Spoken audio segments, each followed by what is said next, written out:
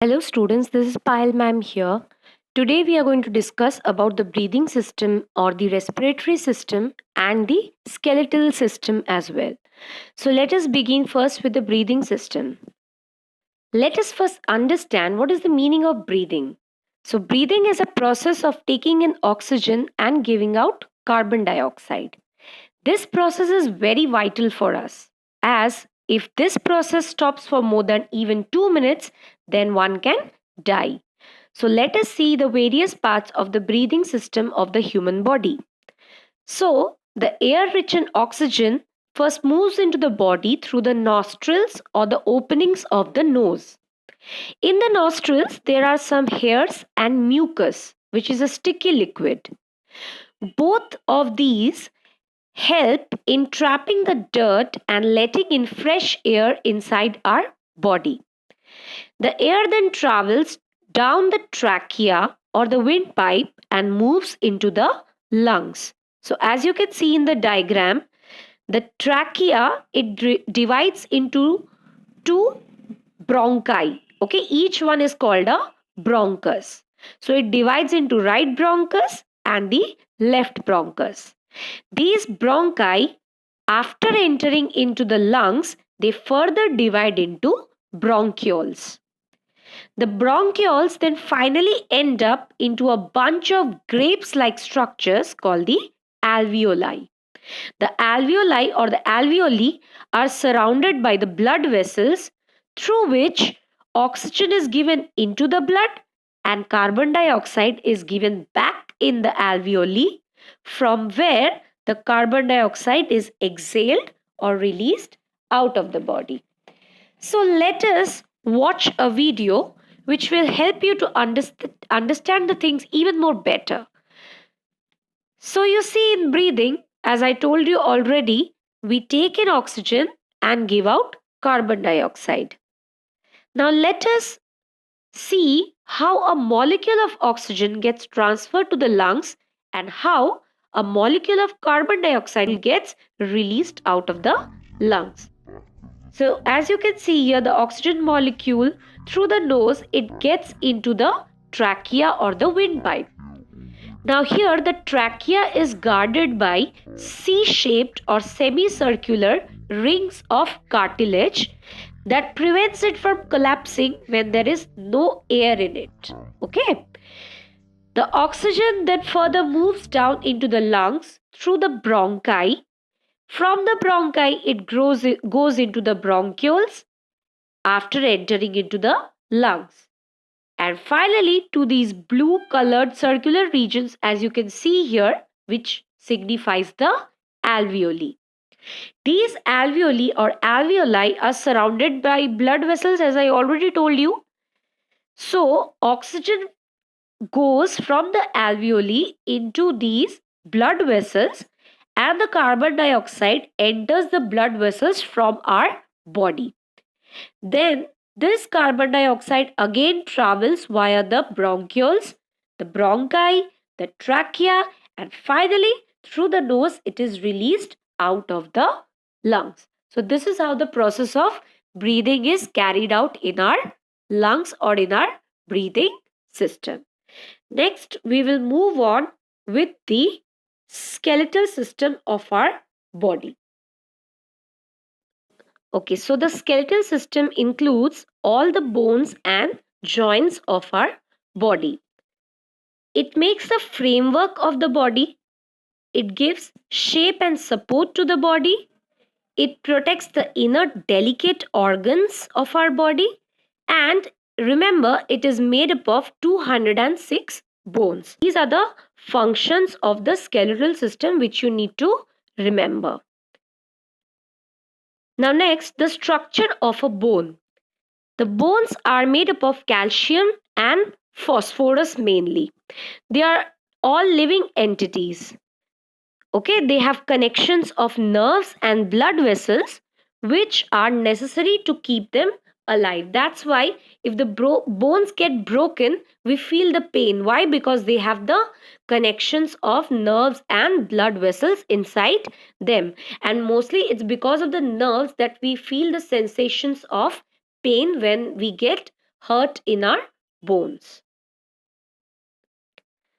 So next we will move on with the internal structure of bone. Okay, the long bones like the thigh bone, it is hollow from inside. Okay, and this hollow space is filled up with cells and soft materials which are called as bone marrow. So as you can see here in the structure of the bone, there's this red bone marrow and the yellow bone marrow, as you can see here. Okay, so you no need to understand what is the difference between the yellow and the red bone marrow as of now.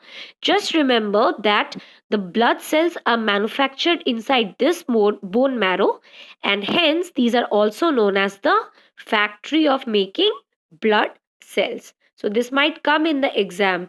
Why the bone marrow is called the factory of making blood cells? So you have to write this, that these bone marrow is responsible for making the or manufacturing the blood cells, and hence these are called as the factory of producing blood cells. Okay, next we'll move on with the main parts of the skeletal system. Okay, so the main parts of the skeletal system are the skull, the backbone, the rib cage, and the limbs. Now the skull.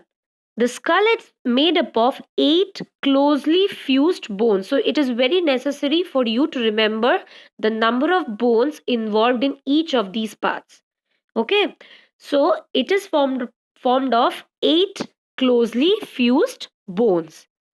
Now this skull is very important as it protects the delicate organ which is the brain. Now brain is the most important organ of our body which is protected by this skull.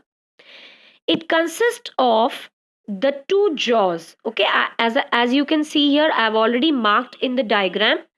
You can see here the upper jaw and the lower jaw.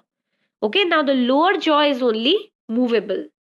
You can only move the lower jaw. The upper jaw is already fixed with the skull. You cannot move it. Okay, next we will move on with the backbone. So the backbone, it is made up of 33 small bones which are called the vertebrae. So these small bones together form the vertebral column. Now these are made up of very small bones, okay, which are joined together to give rise to the vertebral column. Had they been produced of a single bone, then we wouldn't have got much flexibility. Now we can twist our body, we can, especially you have seen the dancers, how well they move their body. So why do they move their, why are they able to move their body that way? It is because our backbone is very flexible due to these small bones which are attached to form the backbone. Okay, and this backbone protects our spinal cord. Now let us see what the spinal cord is. So as you can see here in this diagram, the nerves extending from the brain, it is moving down, okay, towards our back, covering our full back. Okay, this is the spinal cord, and it lies within the vertebral column. So like the skull was protecting our brain, so similarly the vertebral column, it protects our spinal cord. Okay, next we will move on with the rib cage. Now the rib cage, they are made up of 12 pairs of ribs, which is giving an appearance of a cage. Okay, as you can see here, so you understand what a cage is. So similarly, inside our body also, these ribs are giving rise to a cage-like structure. So these are made up of curved bones. These are not straight, okay? These are curved bones, and they are joining the backbone behind and the breastbone in the front. The breastbone is also called as sternum. Okay, so as you can see here, the bones are coming out of the backbone and they are coming in the front and they are joining with the breastbone or the sternum. Now this rib cage also protects the delicate organs like the heart and the lungs. So as you can see here, the skeletal system, as I already told you in the beginning, they are protecting the internal delicate organs. So you can see here, each of these organs are protecting the delicate organs of our body. The last two pairs, as you can see here in the diagram, the last two pairs, they are coming out from the backbone. But in the front, they are not coming and joining the sternum like all the other bones are doing. Okay, they are coming out of the backbone but not coming and joining the sternum or the breastbone. Hence, these are called as floating ribs. The last two pairs, you should remember. So, these four bones, they are, it appears as if they are just floating in our body. They are not coming and joining to the sternum. That's why they are called as the floating ribs. So now next we will move on with the next part of our skeletal system, which are the limbs. So limbs are again divided into the forelimbs and the hind limbs. The forelimbs are found in our hands and the hind limbs are found in our legs. So the forelimbs or the arms are joined by the shoulder girdles, okay, which is called the scapula. So can you see here the scapula in the diagram? Okay, so that is the shoulder girdle, and the collarbone, which is the clavicle. Okay, the other name of the collarbone is the clavicle. The forelimb has one bone, humerus, in the upper arm. Okay, so in the upper arm, we have the bone which is called the humerus, and the lower arm has got two bones in it, which are the radius and ulna. Okay, so radius and ulna are found in the lower arm. There are many small bones in the wrist, palm, and the fingers. As you can see here, the carpals, metacarpals, and the phalanges, they are found in our wrist, palm, and the fingers. Okay. As you can see here, collarbone we can even see from outside. Okay, this is the clavicle or the collarbone. It is almost like visible in each one of us. Okay. So now next we will move on with the hind limbs. The hind limbs of the legs bears the weight of our body. Okay. The upper part of the hind limb has the longest bone in the body, which is the femur. Okay, the femur is the longest bone in our body. It is found in our thigh. So the thigh bone is the longest bone of our body. The lower part of the leg, okay, it has got two bones in it, which are the tibia and fibula. What are they? Tibia and fibula.